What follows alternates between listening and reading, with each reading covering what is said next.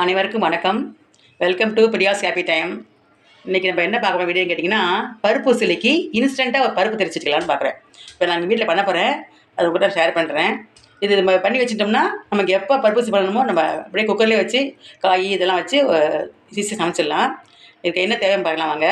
இந்த இலை ஒரு டம்ளர் 200 பிடிக்குன்னு நினைக்கிறேன். இதில் ஒரு டம்ளர் கடலைப்பருப்பு, ஒரு டம்ளர் துவரம் பருப்பு ஈக்குவலாக எடுத்துட்டுருக்கேன். காரத்துக்கு மிளகா நான் 10 வத்தலுக்கு எடுத்துட்டுருக்கேன். உங்களுக்கு எவ்வளோ காரமாக எடுத்துக்கலாம். பெருங்காயம் பொடியாக போடணும். பொடி என்கிட்ட இப்போ கொஞ்சம் இதுவாக எடுத்ததுனால நான் கட்டி பெருங்காயத்தை அப்படியே ட்ரை ரோஸ்ட் பண்ணி வச்சுருக்கேன். அதை திரிச்சிடலான்ட்டு. மஞ்சப்பொடி, உப்பு, இது மட்டும் என்ன செய்யணும், இதெல்லாம் அப்படியே என்ன செய்யணும், வறுக்கெல்லாம் ஒன்றும் செய்கிறேன். நான் வெயில் என்ன காய வச்சு தொடச்சி வச்சுருக்கேன் பருப்பெல்லாம். இப்போ நான் என்ன செய்ய போகிறேன், இந்த அப்படியே எல்லாத்தையுமே மிக்சியில் அரைச்சி போகிறேன். உங்கள்கிட்ட அரைச்சிட்டு காட்டுறேன்.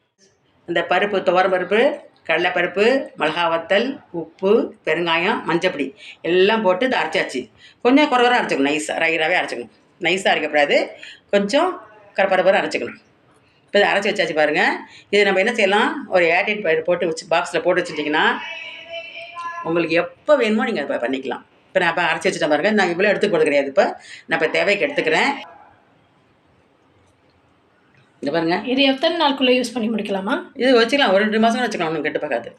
ஆமாம், நல்லா வெயில் என்ன காய தான் இதை பச்சையாக அரைச்சிருக்கீங்களா? இது வேக எல்லாம் கொஞ்சம் குறைவாக அரைச்சிக்கணும். இப்போ நான் அரைச்சிட்டேன், நான் இவ்வளோ எடுத்துக்க கிடையாது. நம்ம தேவைக்கு எடுத்துகிட்டு மீதி நான் போட்டு முடிச்சுக்குவேன். நமக்கு எப்போ தேவையோ அப்போ பண்ணிக்கலாம். ஏன்னா எங்கள் வீட்டில் எல்லாருக்கும் பருப்பு ரொம்ப பிடிக்கும், எல்லோரும் பிடிக்கும் வீட்டில். நான் இன்றைக்கி பண்ணுறதான் உங்களுக்கு நான் ஷேர் பண்ணிக்கிறேன். இந்த பாருங்க, இந்த பதம் வந்து மிளகா பொடி பதம் இல்லை, கொஞ்சம் இந்த மாதிரி பரவாயில்ல நம்ம நைஸ் ரவையாக இருக்கணும். அவ்வளோதான். நைஸாக அரைக்கக்கூடாது, கொஞ்சம் குறைவாக அரைச்சிக்கணும். மிக்ஸிலே ஒன்று அப்படி அரைக்காது, நைஸாக அரைக்கவும் செய்யாது. இது பருப்பு வந்து வெழுமூணு அரைக்காது, இப்படி தான் அரைக்கும் உங்களுக்கு. இப்போ இதில் எல்லாம் போட்டாச்சு. நம்ம உப்பு, மஞ்சப்பொடி, பெருங்காயம் எல்லாம் நம்ம போட்டாச்சு. இப்போ நான் என்ன செய்ய போகிறேன், ஒரே பாருங்க குக்கர் வச்சு பாருங்க. குக்கர்லேயே நான் என்ன செய்ய போகிறேன் பாருங்கள். தேவைப்பட்ட குக்கர் இருக்கேன். இந்த பருப்பரிசிக்கு உண்டான இந்த பவுடர் சாதம் வைக்க போகிறேன். அது மேலேயே கொத்தரங்காய் ஊசி பண்ணி வருவேன். கொத்தரங்காய் வைக்க போகிறேன் மேலே. ஒரு சமயத்துலேயே என்ன செய்ய போகிறேன், இந்த பருப்பு சிலி அந்த கலவை, அடுத்து சாதம், அடுத்து கொத்தரங்காய், இது 3 உங்களுக்கு அடி காட்டுறேன். இது எப்படி பண்ணு கேட்டிங்கன்னா, இது நம்ம தேவைக்கு போட்டுக்கலாம். நமக்கு எவ்வளோ தேவையோ எடுத்துக்கலாம்.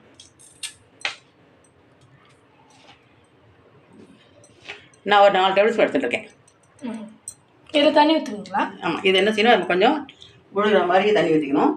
நமக்கு அப்படி இல்லைன்னு வச்சுக்கோங்க, நீங்கள் வைக்கலன்னு தனியாக வைக்கணும்னு நினச்சிங்கன்னா இது அப்படியே இட்லி மாவு மாதிரி கரைச்சிக்கணும். தனியாக கரைச்சிட்டு இட்லி பானையில் குழியை குத்திக்கலாம். அதில் போட்டு 10 நிமிஷம் வச்சா போதும். இப்போ நம்ம தண்ணி ஊற்றி காட்டுறேன் பாருங்கள்.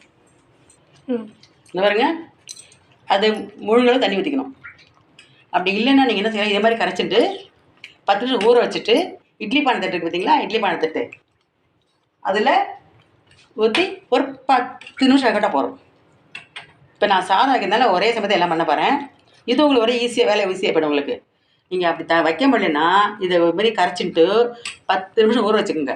ஊற வச்சுட்டு இட்லி பானை குழி தட்டுங்களா, அதில் ஊற்றிட்டு ஒரு 10 நிமிஷம் வேக வச்சுட்டு ஊற்றுக்கலாம். இப்போ நான் எப்படி பண்ண போகிறேன் கேட்டிங்கன்னா, இது வச்சு சாதம், கொத்தரங்காய் 3 வைக்க போகிறேன். அதுக்கடுத்து இது காம்போ என்ன செய்ய போகிறேன், மோர் குழம்பு பண்ண போகிறேன். வேங்க, அதில் தயிர் எடுத்து வச்சுருக்கேன். பிடிக்காத தயிரை எடுத்து மிக்சியில் அடித்து வச்சுருக்கேன்.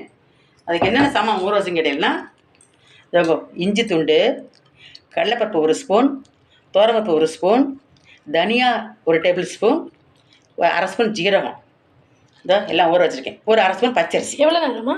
நான் காமனே ஓடிட்டு இருக்கு, போதும் வீணாக போடும். அதுக்கப்புறம் இதுக்கு மேலே போடுறதுக்கு காய் வந்து நான் எனக்கு என்ன பண்ணுறேன், சவுச்சவ் போட போகிறேன். பூசணிக்காய் போடலாம், சவுச்சவ் போடலாம், சேப்பங்கிழங்கு போடலாம், ஒன்றும் இல்லையா சுண்டைக்காய் போட்டுடலாம். அதுக்கு காய் நான் இது வைக்க சவுச்சவ் போட போகிறேன். தேங்காய் 1 கப் திருவி வச்சுருக்கேன். பச்சை மிளகா இதெல்லாம் அரைச்சி மோர் குழம்பு பண்ண போகிறேன். இதையும் அரைக்கணுமா? இது வேட்டில் அப்படியே குக்கர் வைக்க போகிறேன். ஓகே. தனியாக வைத்தா டைம் ஆகும் இல்லையா, அதனால் அது மேலே வைக்கலாம். இதில் வைக்க போகிறேன். இப்படி வைக்கலாம்னு நினச்சிட்ருக்கேன். வச்சா வெந்துடும் இல்லையா, எப்படி எல்லாமே ஆகிடுமா நமக்கு. அவ்வளோதான். இது 10 இல்லை, இது 10 இதெல்லாம் முடியாது. காயில் வச்சிட்டோம்னா எல்லாம் ஆகிடும் உங்களுக்கு. இந்த தேங்காயெல்லாம் அரைச்சிட்டு உங்களுக்கு மோர் குழம்பு வைக்கும்போது காட்டுறேன். இப்போ நான் என்ன செய்ய போகிறேன், குக்கரில் ஏற்றிடுறேன். சாதம்லாம் வச்சு காட்டுறேன் உங்களுக்கு. முதல்ல இதை வச்சுட்டு அதுக்கப்புறம் சாதம் வைக்கப்பேன். அடுத்து அரிசி பாத்திரத்தை வைக்கலாம்.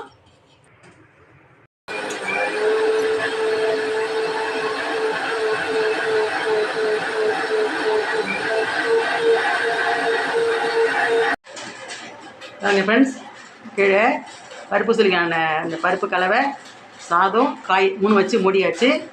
2 விசில் 3 விசில் வந்ததும் எடுத்து பார்க்கலாம். அதுக்குள்ளே வச்சு பாருங்கள், தேங்காய், பச்சை மிளகாய், இஞ்சி, தனியா, கடலைப்பருப்பு, துவரம்பருப்பு, 1 ஸ்பூன் அரிசி எல்லாம் அரைச்சாச்சு. என்னத்துக்கு இது? மோர் குழம்பு. இதில் கலந்துக்கலாம்.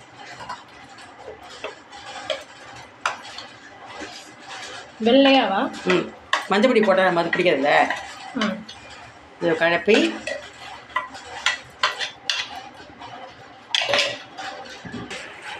அப்படியே கலந்து இருந்தா இது இப்போ எடுக்காது. இப்போ அடுப்பு பத்தவே வைக்கல. அதான் இதுக்கு தேவையான கல் போடுறேன். இப்போ என்ன செய்யலாம், இப்போ அடுப்பு என்ன ஆன் பண்ணல. இப்போ அதெல்லாம் இப்போ சேர்த்து கரைச்சாச்சு. நான் அடுப்பு ஆன் பண்ணி விடுறேன். ஆன் பண்ணி நுரைக்க இறக்கிட்டு இந்த காய் வந்துருக்கு பார்த்தீங்களா, அதுக்கு போட்டு கடுகு வெந்தயம் தாளித்து கொட்டி மல்லித்தழையை துவினால் சூப்பரான ட்ரெடிஷ்னல் மோர் குழம்பு ரெடி.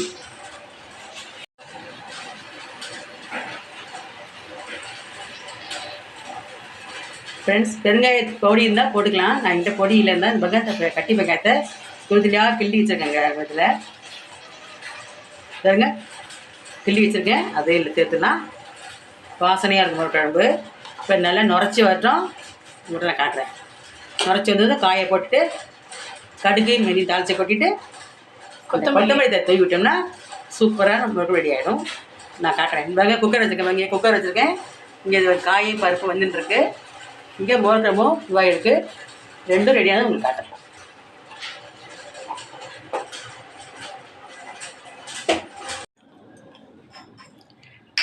ஃப்ரெண்ட்ஸ், இதை பாருங்கள், நுரைச்சி வந்தாச்சு மோர் குழம்பு. பாருங்கள், நுரை கட்டியாச்சு. இதை பாருங்கள், கரெக்ட் ஆகிடுச்சு பாருங்கள் மோர் குழம்பு. ஃப்ரெண்ட்ஸ், உங்களுக்கு ப்ளைன் மோர் குழம்பு வேணும்னு சொல்லுங்க, நான் வீடியோ போடுறேன். அதான் தேங்காய் அரைச்சி விடாமல் பருப்பு ஊற வைக்காமல் சட்டுன்னு ஒரு 7 நிமிஷம் 10 நிமிஷத்துக்கு ஒரு மோர் குழம்பு பண்ணலாம்.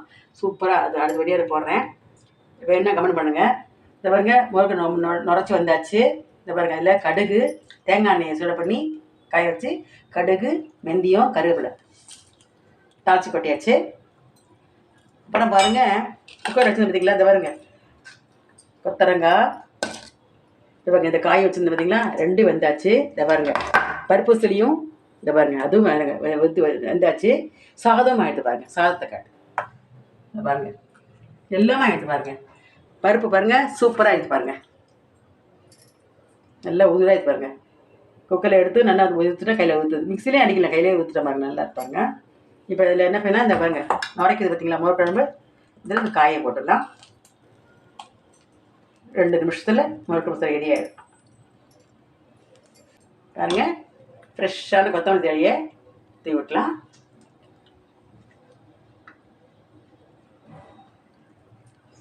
அவ்வளோதான் ஃப்ரெண்ட்ஸ், மோர் குழம்பு ரெடி ஆகிடுச்சு பாருங்கள். இதே மோர் குழம்பு பண்ணலாம் ஃப்ரெண்ட்ஸ். அதாவது மோர் மட்டும் யூஸ் பண்ணி இஞ்சி பச்சை மிளகாலாம் போட்டு சூப்பராக தேங்காய் அரைச்சி விடாமல் ஒரு மோர் குழம்பு அடுத்த வீடியோவில் எதிர்பார்க்கலாம் நீங்கள். இப்போ பாருங்க, இப்போ இங்கே பாருங்கள் எண்ணெய் இப்போ சரி காய வச்சு எண்ணெய் காஞ்சாச்சு பாருங்க. இல்லை கடுகு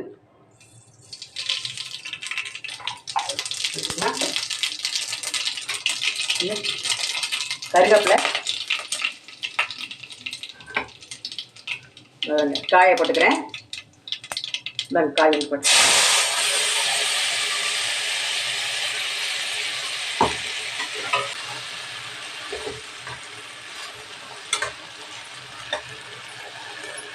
இப்போ பாருங்கள், இதில் நான் பருப்பு இங்கே போட்டுறேன். எல்லாமே போட்டுக்கணுமா?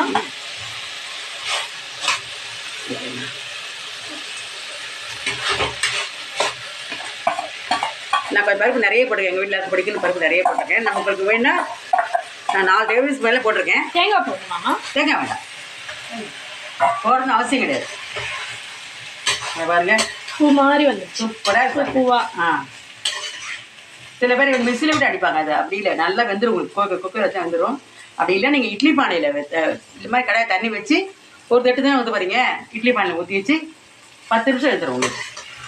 ஆனால் அதுக்கு நீங்கள் 10 நிமிஷம் அதை ஊற வைக்கணும் பருப்பை. இதுக்கு நான் ஊற வைக்கவே இல்லை, அப்படியே குக்கரில் டேரெக்டாக வச்சுட்டேன். தண்ணி ஊற்றி வச்சுட்டேன். நீங்கள் இட்லி பானை இருக்கிறதா இருந்தீங்கன்னா அந்த அந்த கடைசல் காமிச்சிருக்கீங்களா உடசல், சூப்பரான பருப்பு ரெடி ஆகிடுச்சு. ஒரு காம்போவாக மோர் குழம்பு உங்களுக்கு இந்த சர்வ் பண்ணி காட்டுறேங்க. பாருங்க சாதம், இன்றைக்கி சண்டே ஸ்பெஷல் எங்கள் வீட்டில் இதுதான். சவுடான சாதம், சவுச்சவு போட்ட மோர் குழம்பு, கொத்தவரங்காய் பருப்பு சுரி, தயிர். வாங்க சூடாக சாப்பிட வாங்க.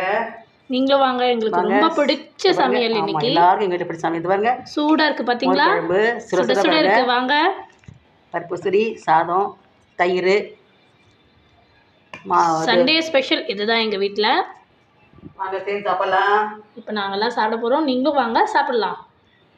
ஓகே ஃப்ரெண்ட்ஸ், அடுத்த வீடியோவில் இன்னொரு சிம்பிளான முறையில் சந்திக்கலாம். வீடியோவில் லைக் பண்ணுங்கள், கமெண்ட் பண்ணுங்கள், ஷேர் பண்ணுங்கள். Bye friends.